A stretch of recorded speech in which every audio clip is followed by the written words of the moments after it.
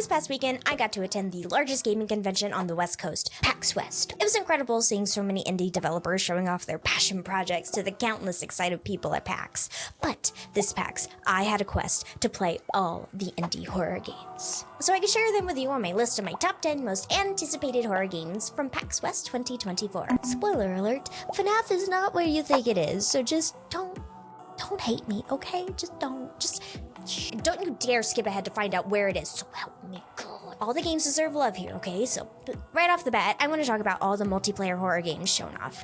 Now, I'm a solo gamer, so these don't exactly speak to me, but I still want to share for all of those who do enjoy them. First up, we have Hauntsville, developed by Michael Janisch and published by Indie.io, which has a few games on this list. In this game, you're a nameless traveler stranded in a ghost town in a cursed mountain village in the North American West. An occult priest's failed ritual has allowed supernatural creatures to enter our world. Use your wits, elbow grease, and the 5-iron on your hip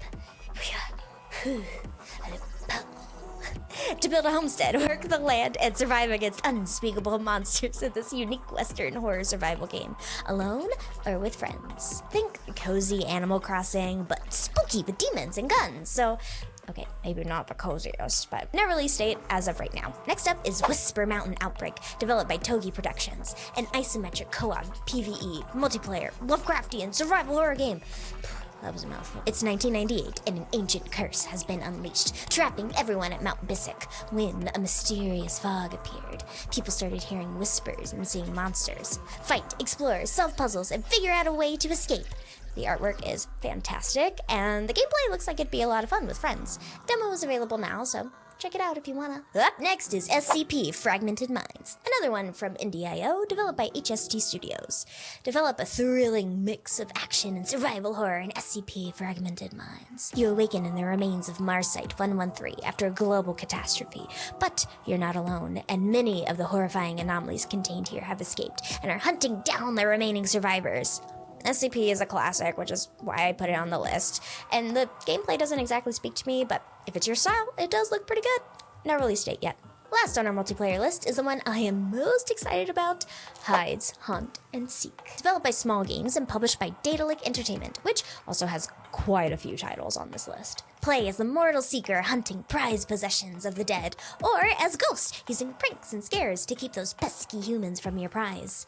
It's multiplayer mayhem as ghouls clash with go-getters in a haunted manner. This game looks so charming. It kind of reminds me of playing hide and go seek in the dark as a kid, so it just really tugs on my nostalgia of simpler times. Release date is coming soon. Now that we're done with the multiplayer games, on to my top 10 most anticipated horror games from PAX West 2024. Coming in at number 10 is Haunted House Renovator, developed by Image Power SA. This absolute charmer of a game has a bit of a cozy, silly vibe. It's your typical house flipper game, but with spooky puzzles and ghosts. Banish ghosts, solve spooky, creepy puzzles while turning the house from a haunted mansion to a pristine estate to sell for more money. But watch out for the ghosts and poltergeists who want to stop your progress. Demo is out now, so please go check it out. It's so cute. Number 9 is another from Daedalic Entertainment, The Fading of Nicole Wilson. Developed by One-on-One Games. Aspiring to become a famous ghost hunter, teenage girl Amy embarks on a life-changing adventure at the long-abandoned Timberline Hotel in Montana.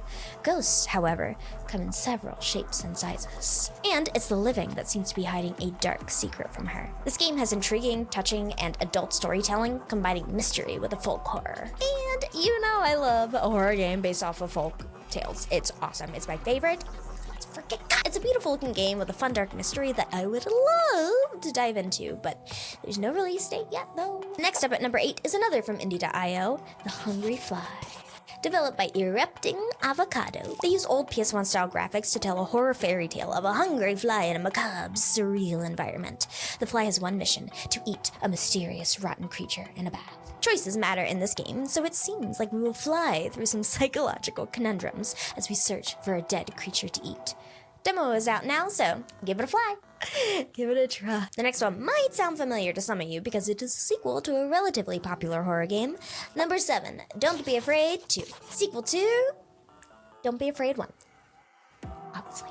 developed by Innata Games and Catastrophe Games. This psychological first-person horror game follows David, a young man trying to cope with terrible trauma from his childhood and dive deep into his fears and nightmares. The story is wild because it takes place after all of the trauma happened, so it picks up years later while he's dealing with the horrible trauma of his past. So it'll be interesting seeing how the game plays while it's all in his head, it seems like.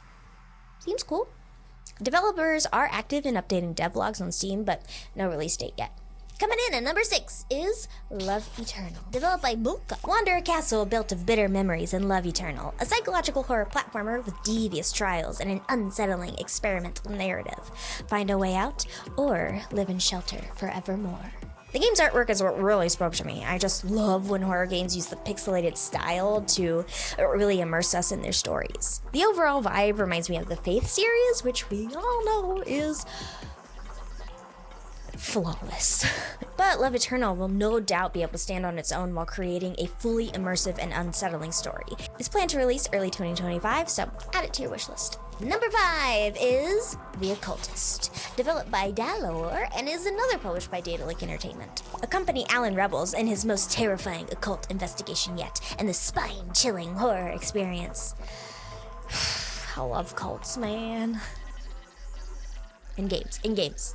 This game has a grim, dark atmosphere to explore while investigating the previously abandoned island of Godstone to solve the disappearance of Alan Rebel's father.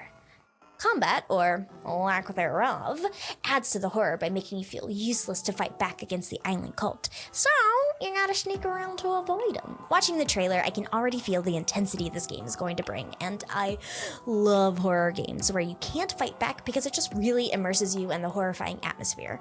The Occultist releases next year. Okay, now, number 4. Don't hate me, just... number 4 is Five Nights at Freddy's: The Secret of the Mimic. I know. Okay, now listen. Yes, I'm super psyched for this game, and the booth Steel Wool had at PAX freaking rocked. We got to see the animatronics live on stage, and we got the first look at Jackie staring at us menacingly from the ceiling. It was awesome. I was actually able to try out the demo for The Secret of the Mimic, and there are 2 modes, basically easy mode and hard mode, and I chose hard mode. And it was a chase sequence. In it, we were running through an animatronic factory with lots of boxes of squirrels or maybe chipmunks for some reason. I have no idea. And I have also not seen a single other FNAF tuber mention the freaking boxes of squirrels, so I feel like I'm being gaslit by my own brain, and maybe they didn't even friggin' exist. But when the game comes out, and there's this huge, important squirrel, just remember, we knew since the beginning. Okay, me and you, we know. Chasing was awesome. It reminded me of Poppy Playtime and Bendy. Though obviously not all chase sequences are the same. I know. But especially the Mommy Longlegs chase sequence, because during the Jackie chase, she's got these like long arms that are like going around you as you're running, and you could see them in your peripherals, and it was freaky. It was awesome. So cool. And it being VR and dark, like, upped the horror aspect, made it feel super duper claustrophobic. It was really gross and awesome. That being said, while I'm so excited for this game to come out, the reason it isn't as high as you'd probably like is because it's only available in VR right now. They do say flat mode is coming, but if it's anything like Up 1 and 2, it'll be out later after the actual game has released. The gameplay in VR was just so distracting because I was running in VR but standing still in real life, but I had to keep reminding my brain not to actually move my legs, which took me like all the way out of the immersion. So I'd get jump scared, but I would barely even notice because my brain was so focused on not moving my feet, which kind of sucked. If the game has flat mode at launch, I'll be all over it, but I don't know, we'll see. It is a FNAF game, so I'm super psyched for all the lore, and I got to see John FNAF and Daco be all giddy at the FNAF booth, which was absolutely precious.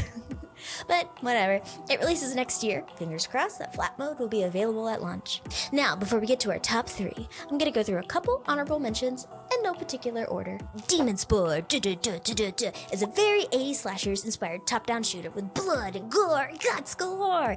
The website's neat because it adds fun lore. Not on my top 10 though, only because I just don't love shooters. It does look really interesting though.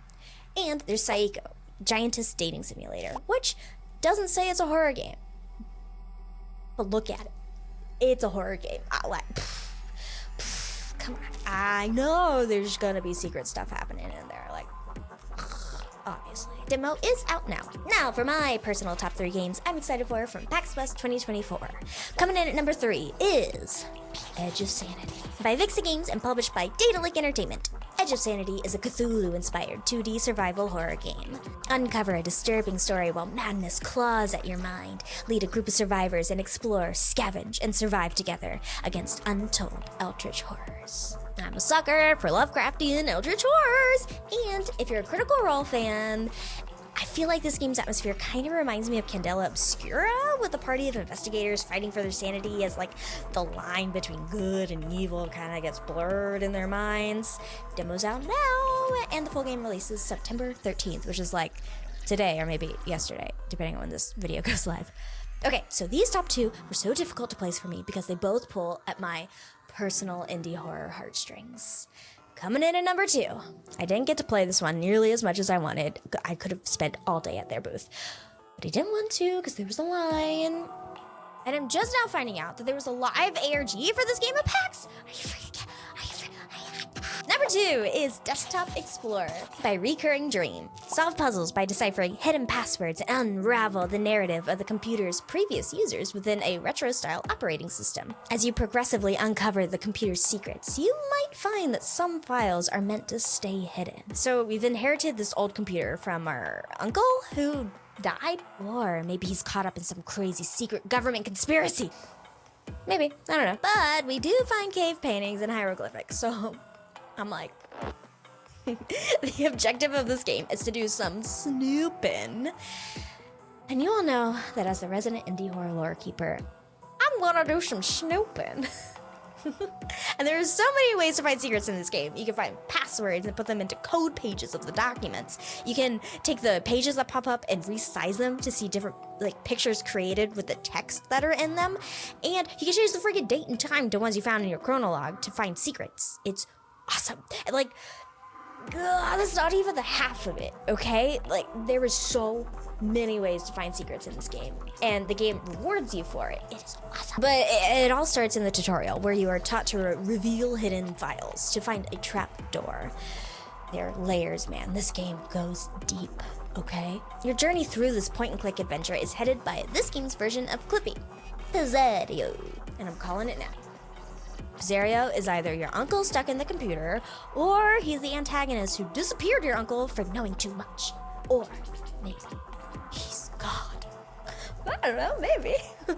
Like I said, I wasn't able to really dive into this game as much as I wanted because other people wanted to play and I wasn't about to hog the computer while people waited in line. But I still haven't stopped thinking about Desktop Explorer, and it's definitely one that I want to play on stream, so we can find all the secrets together, because there's so much. So let me know if you're interested in that. There is a demo, so maybe we could play that on stream until the full game comes out. And finally, we have my number 1 indie horror game from PAX West, Oneway.EXE. Oneway.EXE by Disordered Media is a love story to the old eras of internet horror. It's a first-person, single-player survival horror game with a heavy focus on story and internet culture. Explore, survive, and solve puzzles to find out what happened to Untitled.exe, its developers, and understand why you are in the middle of it. The demo basically plays out where you're in this big long hallway with several doors that you can go through. Each of them has like a unique art style, and if you go into them, they have their unique music and sound effects within them. The person who did the music, you might have heard of them. They've done other titles that like you maybe have heard of. It's called Deltarune and Homestuck or something. Like, you know, nobody's heard of those things. On the doors are characters. There was Spiderface, a dude with a spider face, Anita, who is this cute little clown girl, and Michael, and then there was Meaty. Beautiful Meaty was the first door I checked out. Big Tumblr flash game art vibes here. Now this game was a totally harmless dress-up game where you choose Meaty's outfit down to the colors. As a thanks for dressing her up, Meaty gives you a piece of cake that you then need to feed to her pet pig. which now is reminding me of the old creepypasta, Feed the Pig, which would make sense that this game would be inspired by, since it's old, like, internet horror. This is probably Feed the Pig. Makes sense. Anyway, this room is kind of like an escape room where you feed the pig every item you can, and the door opens up, and it's this big, fleshy, meaty mass that you can't escape, and Meaty's face turns into a horrifying mess as time goes on. I'm not going to spoil how to actually get out of the room and beat it in case you want to play it when the demo launches, but I will say the answer to the puzzle was actually really satisfying, and it made sense. Like, it wasn't like... it made sense given the rules of the game. The next room I played was Michael's room, which was such a contrast to the first. You open the door to an infinite white subliminal space. Looking around you, you find eyeballs that are looking in the direction you need to go. Follow them, and then you get to a weird little space of things that I don't want to say because it's spoilers. I also got to check out Anita's door, which was a cute carnival space where you had to give all your attention to precious Anita, or bad things happen. I just love all the details the developers have already put into this game. Like, they don't even have a release date, and they've already put so much into it. And if you go to their Discord, there's already a theory crafting channel. Like, are you kidding? I need this game. Oh, the Discord is where I have gotten all the art that you've seen for this game, by the way. And I mean, look at this. What are those little dudes doing down there, huh? Is that a code? What's that doing there? What are those little words? And what even does the moon in April has tell you? Death mean? I'm sorry, a vessel, perfect form, the Lord. Wait, hang on. I'll tap to base here. Looks like we've got a 1985 situation over here. Over.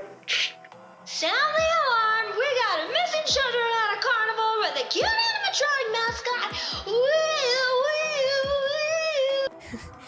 Anita's got a cute little disclaimer at the bottom left of her artwork.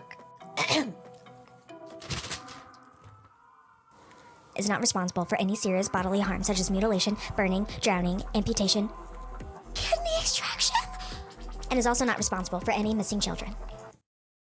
I'll go ahead and let y'all check out the rest of the secrets to be found in the Discord, which is linked down below, okay? And wherever else they might be hiding, because wow, there's so much, dude. It is awesome. Wow. Seriously, we got some incredible horror games coming out of PAX this year. I can't wait to check them out when they release. Comment below which one you're most excited for, and subscribe to catch when I play through those games in the future. If you want more indie horror games with secret lore, check out this video I did of Dreadweight, the sequel to Cooking Companions. Until then, I'm Alt-Tab Horror, anime and video game voice actor, and your indie horror lore keeper. Hope to see you in the next one. Bye-bye.